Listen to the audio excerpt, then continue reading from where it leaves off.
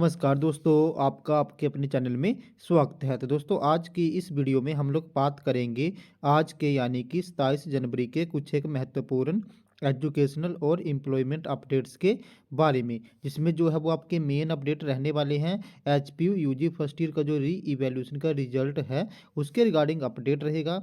इसी के साथ HPU UG first second third year के जो री अपेयर के एग्ज़ाम्स हुए थे उनका रिजल्ट कब तक आएगा, तो उसके रिगार्डिंग भी यहाँ पे एक अपडेट रहने वाला है। इसी के साथ जेबीटी बनाम बीएड का एक मामला जो है वो सामने आया हुआ है, तो उसके रिगार्डिंग भी यहाँ पे एक अपडेट रहने वाला है। इसी के साथ जेओए आईटी भर्ती से संबंधित भी कुछ एक जो है वो अपडेट रहने हैं। तो नियम ही जेओए आईटी भर्ती पर जो है वो भारी पड़ गए हैं। अब तक जो है वो इसमें 4,444 पद जो है वो भरे जाने हैं, लेकिन ये मामला जो है वो लटकता आ रहा है। तो इसके रिगार्डिंग भी एक कुछ एक अपडेट जो है वो रहेंगे। तो चलिए दोस्तों, करते हैं वीडियो को स्टार्ट।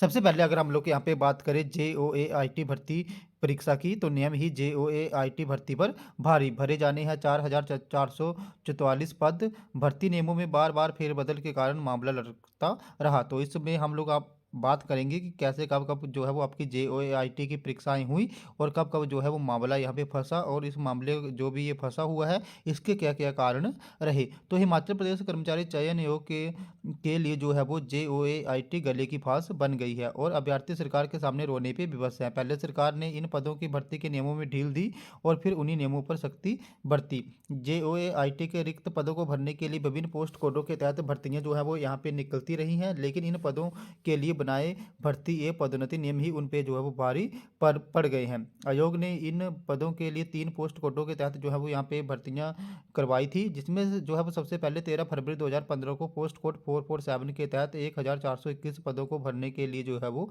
आवेदन मांगे गए थे। उस दौरान आयोग के सामने जो है वो यहाँ पे आर एंड पी जो नियम थे वो आड़े आ गए और सरकार द्वारा मान्यता प्राप्त संस्थानों व निजी संस्थानों के डिप्लोमा धारकों में से किसी इस परीक्षा में बैठने की अनुमति दी जाए, इस संबंध में सरकार से जानकारी मांगी। इस पर सरकार ने जो है वो सरकारी व गैर सरकारी संस्थानों से किए डिप्लोमा धारकों को परीक्षा में बैठने की बात जो है वो कही।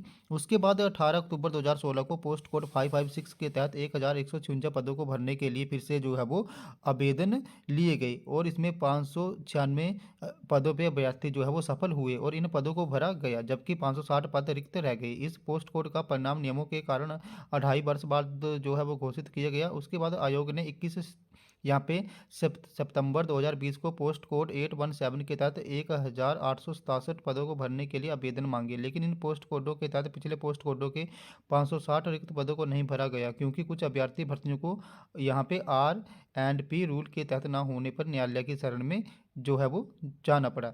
मामला पेचीदा हो गया और भर्तियां चलती रही। मामला गंभीर होने पर आयोग ने फिर सरकार से भर्ती करवाने के लिए आर एंड पी नियम का जिक्र कर पूछा, तो सरकार ने आयोग से कहा कि मान्यता प्राप्त संस्थानों के अभ्यर्थी ही परीक्षा में भाग ले सकेंगे। इस पर निजी संस्थान के डिप्लोमा धारक अभ्यर्थी उच्च न्यायालय की डबल बेंच में चले गए। वहां से फैसला भी आया कि मान्यता प्राप्त संस्थान से डिप्लोमा धारक जो अभ्यर्थी हैं वो ही परीक्षा में बैठ सकते हैं। इसके बाद जो अभ्यर्थी इन परीक्षाओं में सफल होकर नौकरी कर रहे थे उनकी नौकरी बचाने के लिए सर्वोच्च न्यायालय का उन्होंने भी जो है वो सर्वोच्च न्यायालय का यहाँ पे दरवाजा खटखटाया। अभी जेओएआईटी के उक्त तीनों पोस्ट कोटा का मामला सुलझा भी नहीं था कि आयोग में जेओएआईटी पेपर का जो मामला चला हुआ है यहाँ पे लीक हो गया वो पेपर। तो अब सरकार ने आयोग के कामकाज को यहाँ पे रोक दिया है और अब एसआईटी व विजिलेंस टीमें रिकॉर्ड खंगालने में जुटी हैं। इस पूरे मामले का आयोग के यहाँ पे ओएसडी एडीसी हमीरपुर जितेंद्र ने कहा कि जेओएआईटी भर्ती के तीनों पोस्ट कोडों का मामला न्यायालय में विचाराधीन है, निर्णय आने पे कुछ कहा जा सकता है, जबकि जेओएआईटी पेपर लीक का जो मामला है उसकी जांच जो है वो तेजी से यहाँ पे चल रही है।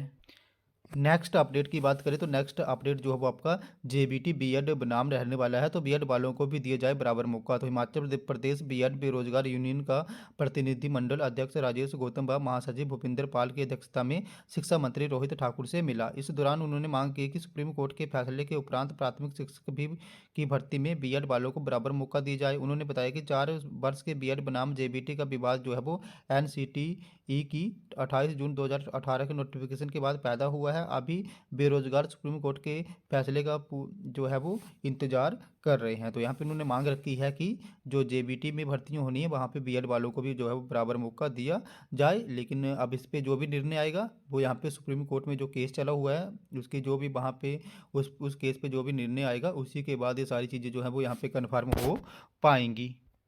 अब नेक्स्ट अगर हम लोग यहाँ पे बात करें कि आपका जो यूजी फर्स्ट ईयर का री इवैल्यूएशन का रिजल्ट है वो कब तक आएगा, तो आप लोग यहाँ पे मैंने आपको ये पहले भी न्यूज़ बताई थी और अभी भी बता देना चाहूँगा क्योंकि मुझसे बड़े ज़्यादा स्टूडेंट्स पूछ रहे थे कि अब रिजल्ट जो है वो कब तक आएगा। तो आपको यहाँ पे न्यूज़ आप देख सकते हो कि जो भी यूजी फर्स्ट ईयर का री इवैल्यूएशन का जो भी रिजल्ट था वो जनवरी माह के अंत तक घोषित जो है वो हो जाना था, लेकिन अभी तक यहाँ पे रिजल्ट नहीं आया है। इसका मेन कारण तो ये रहे कि अभी 25 और 26 जनवरी को यहाँ पे यूनिवर्सिटी में हॉलीडेज थी, तो उन हॉलीडे की वजह से जो है वो आपका रिजल्ट यहाँ पे घोषित नहीं हो पाया। लेकिन अभी भी जो है वो इस मंथ के आज जैसे 27 है, फिर उसके बाद 28, 29, 30 और 31 यानी कि अभी भी 5 दिन है और आपका रिजल्ट जो है वो अभी इन 4-5 दिन में यहाँ पे अपडेट हो जाएगा। तो जिन भी स्टूडेंट्स ने यहाँ पे पहले अपने री इवेल्यूशन फॉर्म जो है वो फिल करे थे उनका रिजल्ट जो है वो जल्दी ही यहाँ पे उनको देखने को मिल सकता है, क्योंकि जैसे जिन भी स्टूडेंट्स ने पहले यहाँ पे री इवेल्यूशन का रिजल्ट फिल कर दिया था उनके जो आईडी और पासवर्ड है वहाँ पे री इवेल्यूशन का ऑप्शन जो है वो आने स्टार्ट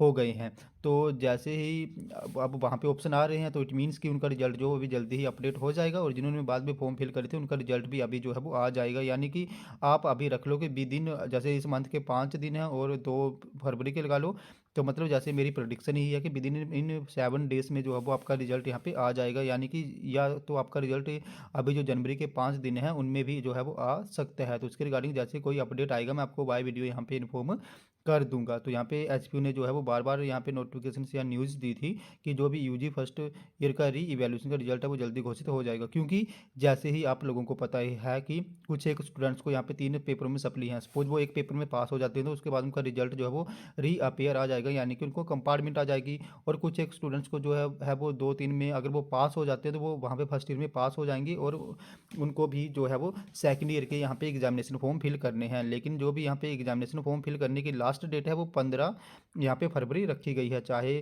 सेकंड ईयर के लिए। और उसके बाद अगर फिर भी किसी को यहाँ पे रीअपेयर आती है फर्स्ट ईयर में तो उसके भी यहाँ पे जो फॉर्म फिल होने हैं वो 15 फरवरी तक ही होने हैं। तो अभी 15 फरवरी से पहले पहले जो है वो यहाँ पे जितने भी रिजल्ट हैं चाहे वो यूजी फर्स्ट ईयर का हो, सेकंड ईयर का हो या थर्ड ईयर का हो, री इवैल्यूएशन का वो जल्दी से जल्दी यहाँ पे घोषित हो जाएंगे। क्योंकि अगर वहाँ पे वो घोषित नहीं होते हैं तो क्या बोलते जो स्टूडेंट्स हैं वो वहाँ पे अपना एग्जामिनेशन फॉर्म फिल नहीं कर पाएंगे। तो इसी वजह से जो भी रिजल्ट है वो यहाँ पे जल्दी से जल्दी जो है वो घोषित हो जाएंगे, क्योंकि यहाँ पे एग्जामिनेशन फॉर्म भी जो है वो फिल करने हैं। किसी ने रीअपेयर का फॉर्म फिल करना है तो किसी ने रेगुलर का फॉर्म फिल करना है। तो उसकी वजह से मैं आपको लोगों को बता देना चाहूँ कि आपका रिजल्ट आ जाएगा और आप जो है वो प्रॉपर तरीके से सेकंड ईयर के भी फॉर्म फिल कर पाओगे। और अगर किसी को रीअपेयर आती है तो वो रीअपेयर का फॉर्म भी यहाँ पे जो है वो प्रॉपर तरीके से फिल कर पाएगा, उसका किसी का भी यहाँ पे जो है वो टाइम खराब नहीं होगा। इसी के साथ अगर अब हम लोग बात करें कि जो एच पी यू जी फर्स्ट सेकेंड और थर्ड ईयर के रीअपेयर के एग्ज़ाम हुए थे अभी नवंबर और दिसंबर मंथ में, तो उनका रिजल्ट कब तक आएगा? तो उनका रिजल्ट भी जो है वो यहाँ पे फरवरी महीने में ही आएगा